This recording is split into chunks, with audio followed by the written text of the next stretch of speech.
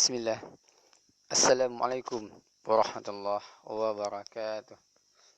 Eh, Alhamdulillahilladzi arsala rasulahu bil huda wa dinil haqq. Anak-anak semuanya, alhamdulillah. Pada kesempatan kali ini kita lanjutkan kembali pembelajaran kita, yaitu tematik tema 5 ya, tema 5 sub tema 3. Insyaallah hari ini kita akan belajar pembelajaran 1 sampai pembelajaran 2. Adapun pembelajaran 1 yaitunya menentukan pokok pikiran dari sebuah bacaan non fiksi. Ingat, dan fiksi ini adalah bacaan yang sesungguhnya atau karangan yang sebenarnya. Yang kedua, hubungan antara rantai makanan dan jaring-jaring makanan.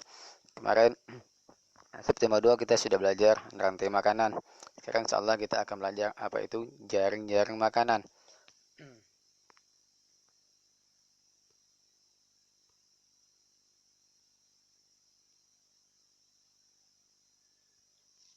Nah, perhatikan bukunya yang kotakan kotakin. Itu ada 3 contoh ya, macam-macam simbiosis. Yang pertama, yang sebelah kanannya adalah rusa ya, rusa dengan burung.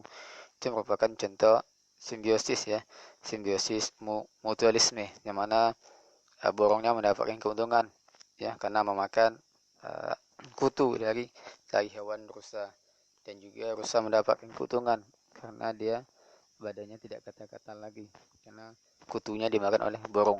Yang di sampingnya ini contoh simbiosis ya, parasitisme. Ini contohnya tumbuhan. Tumbuhan apa nih? Tumbuhan bonsai ya.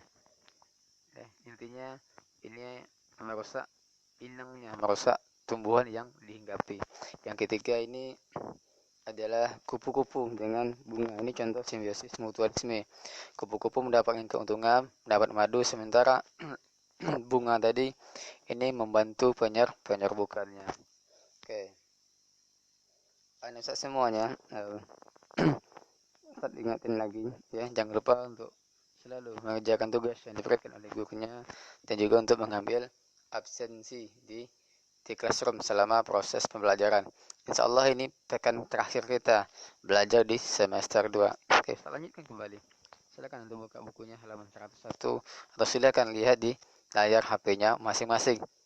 Rantai makanan dan jaring-jaring makanan. Rantai makanan kemarin kita sudah belajar, yaitunya proses makan dan dimakan. Yang mana pada rantai makanan itu terdapat sebuah produsen.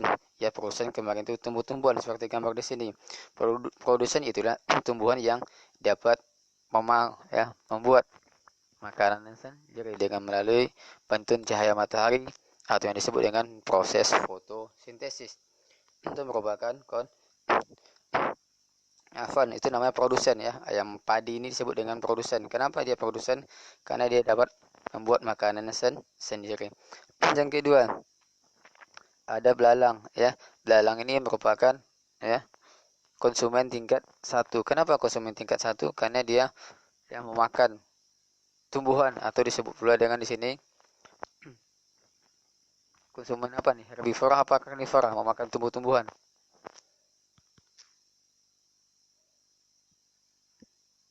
Ya, herbivora, dia memakan tumbuhan ya. Berarti belalang ini ada ternamakan dengan herbivora karena dia memakan tumbuhan. Berarti belalang ini dapat energi dari padi, ada dari tumbuhan. Sementara kata ini disebut dengan konsumen tingkat 2, atau dinamakan juga dengan karnivora. Kenapa karnivora? Karena dia pemakan daging. Ya, belalang itu ada daging. Berarti kata mendapatkan energi dari belalang. Dan begitu seterusnya. Ular disebut juga dengan konsumen tingkat 3, atau disebut juga dengan di sini ya, karnivora. Ya, pemakan daging. Ya, ular mendapatkan energi dari kata. Orang herbivora adalah itu pemakan tumbuhan, karnivora pemakan daging. Sementara pemakan semuanya disebut dengan omnivora.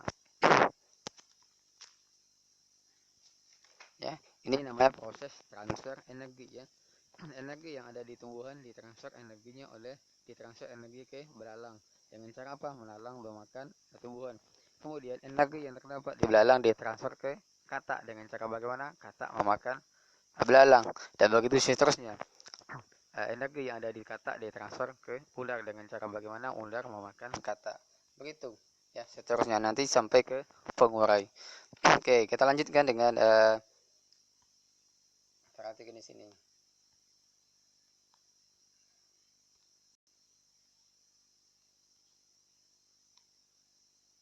Ini merupakan jaring makanan ya. Kalau jaring makanan, coba untuk lihat jaring ya. Mungkin di rumahnya ada jaring. Mungkin jaring ke jaring menangkap ikan ya. Jaring makanan maksudnya adalah ya kumpulan dari beberapa rantai makanan dalam sebuah ekosistem. Berarti jaring makanan adalah kumpulan beberapa rantai makanan di dalam ekosistem. Perhatikan di sini, dia banyak cabangnya. Di sini produsennya ada tumbuhan ya. Tumbuhan sini dimakan oleh ulat ya. Produsennya bukan satu saja. Selain dimakan oleh ulat, dia juga dimakan oleh belalang dan juga dimakan oleh katak. Begitu juga selanjutnya, ulat dimakan oleh ayam. Selain dimakan oleh ayam, juga dimakan oleh katak ya. Nah, selanjutnya belalang dimakan oleh ayam. Selain dimakan oleh ayam, belalang juga dimakan oleh katak. Dan begitu seterusnya adalah gabungan atau kumpulan dari beberapa rantai makanan. Di sini ya, di dalam jaring-jaring makanan jumlah hewan yang terlibat makin banyak dan energi yang mengalir juga makin sempurna ya. Intinya melibatkan beberapa ya, hewan ya. Saya ulang kembali, jaring-jaring makanan adalah ya gabungan atau kumpulan dari beberapa rantai makanan yang terdapat di dalam sebuah ekosistem. Oke, selanjutkan.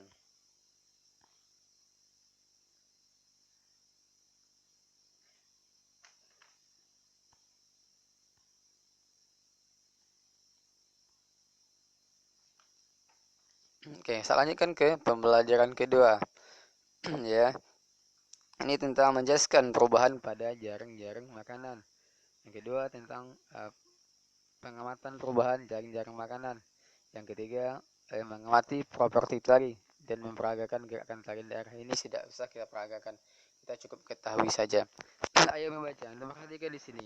Di sini ada dua peristiwa, ada dua kegiatan. Yang pertama sebelah kanan adalah seorang yang membuang sampah sembarangan ke dalam parit. Ini tentu ya akan merusak lingkungan akan tercemar, bisa menyebabkan terjadinya banjir. Kenapa? Karena nanti bisa menyumbat parit atau irigasi dan juga bisa membunuh ya hewan yang ada di dalam sungai. Yang di sebelah kiri merupakan ini penambangan hutan ya, penambangan hutan secara liar ya. Ini tidak boleh penambangan hutan secara liar. Hutan boleh ditebang, boleh, tentu ditanami dulu ya.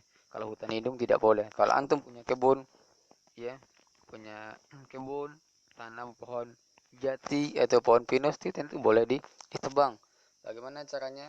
Ya setelah ditebang itu ditanam lagi yang bibit baru. Untuk apa? Nanti ketika ini bisa tumbuh lagi ya, sehingga hutan tidak gersang, tidak menyebabkan terjadinya nanti tanah longsor, sehingga tidak merusak lingkungan ya. Ini kedua contoh ini ada merupakan kegiatan yang dapat merusak lingkungan atau merusak ekosistem. Perhatikan ya. Perubahan dalam jaring makanan ya. Alam itu senantiasa berubah ya, alam senantiasa berubah ya. Perubahan itu bisa diakibatkan secara alami, bisa juga disebabkan karena adanya bencana alam ya. Ya, perubahan pada satu bagian dari sebuah jaring-jaring makanan akan mengubah bagian yang lain. Antum perhatikan, tentu ya pada musim hujan ya, ketika tumbuh-tumbuhan subur, tanaman padi pun juga tumbuh subur, sehingga di sini ya meningkatkan jumlah tanaman padi pada ekosistem sawah ya. Ketika tadi ya, kalau sawah padinya bagus, rumputnya bagus, tentu juga akan berefek kepada konsumen lain juga akan senang. Kenapa? Karena banyak sumber makanannya. Namun tetapi apabila adanya perubahan seperti terjadi bencana alam Ya, ketika terjadi bencana alam tentu akan merusak ekosistem. Ketika terjadi gagal panen atau gunung Merapi meletus atau gempa dan lainnya tentu akan merusak ekosistem. Misalkan contoh, ketika petani gagal panen tentu akan berefek kepada yang lainnya. Kalau padi gagal panen karena musim kemarau, padi akan mati. Tentu konsumen-konsumen yang lainnya juga akan merasakan efeknya. Kenapa? Makanannya akan terbatas, makanan sedikit sehingga bisa menyebabkan angka kematian sehingga bisa menyebabkan kematian pada konsumen-konsumen yang lainnya. Ya. Contohnya apa lagi? Gunung meletus. Ya, gunung meletus ini tentu juga akan merusak ekosistem. Contohnya lingkungan yang ada di sekitarnya akan menyebabkan punah. Ya, tumbuh-tumbuhan akan punah. Kenapa? Karena kena semburan panas gunung Merapi dan tumbuhan-tumbuhan yang di sekitarnya juga akan menyebabkan mati. Ya. Jika salah satu rantai makanan terganggu, maka jaring-jaring makanan pun juga akan terganggu. Ya, tadi saya bilang perubahan itu ada yang bersifat alami dan ada juga perubahan tadi ada yang bersifat alami, ada juga yang terjadi karena bencana alam ya. Bersifat alami itu contohnya bencana alam, bisa juga karena ulah manusia. Ulah manusia contohnya apa? Ya, ditangkap. Ini contoh kalau di sawah itu tikus-tikus itu ditangkap semuanya sehingga nanti akan menyebabkan tanam padi dimakan sehingga tadi kalau tikus-tikus ditangkap semuanya tentu akan merusak keseimbangan ekosistem sawah. Oke. Ini membuat pertanyaan dan jawaban dari mana diambil dari perubahan dalam jaring-jaring makanan. Ini tentu pertanyaan itu memiliki kata tanya seperti apa, di mana, siapa, kapan, dan bagaimana, dan diakhiri dengan tanda tanya. Di sini tidak usah ya. Saya yakin insya Allah antum semuanya sudah bisa membuat pertanyaan.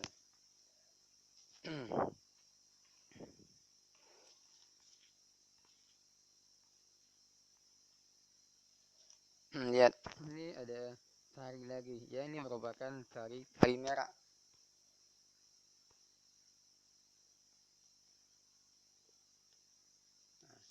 Yang Ustaz Linggar itu merupakan tari merah ya. Tari merah ini menceritakan tentang gerak-gerak dan perilaku burung merak jantan. Ya, untuk apa dia? Untuk menarik perhatian merak betina. Ya, adapun properti yang digunakan dari tari merah ini merupakan apa propertinya? Ini propertinya merupakan adalah bulu menggunakan pakaian pakaian yang motifnya seperti bulu merah ya. Kita ulang kembali, tari merah ini berasal dari Jawa Barat ya. Properti yang digunakan adalah pakaian yang bermotif seperti burung merah atau seperti bulu merah.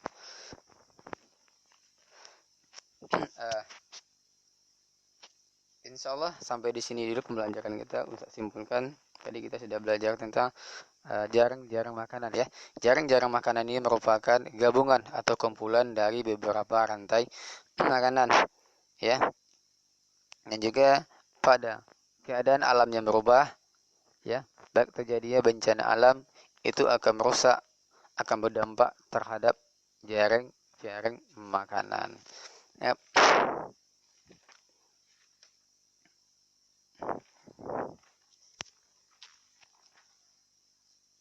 Oke ya, hanya ini yang bisa saya sampaikan. Semoga bermanfaat, dapat membantu antum dalam memahaminya. Kalau ada nanti yang masih belum paham, yang kurang jelas, silakan dijawab Ustaz dan ditanya. Insya Allah nanti Ustaz akan jawab. Ya, semoga bermanfaat. Subhanakallahumma wa bihamdika asyhadu an la ilaha illa anta astaghfiruka wa atubu ilaih. Assalamualaikum warahmatullahi wabarakatuh.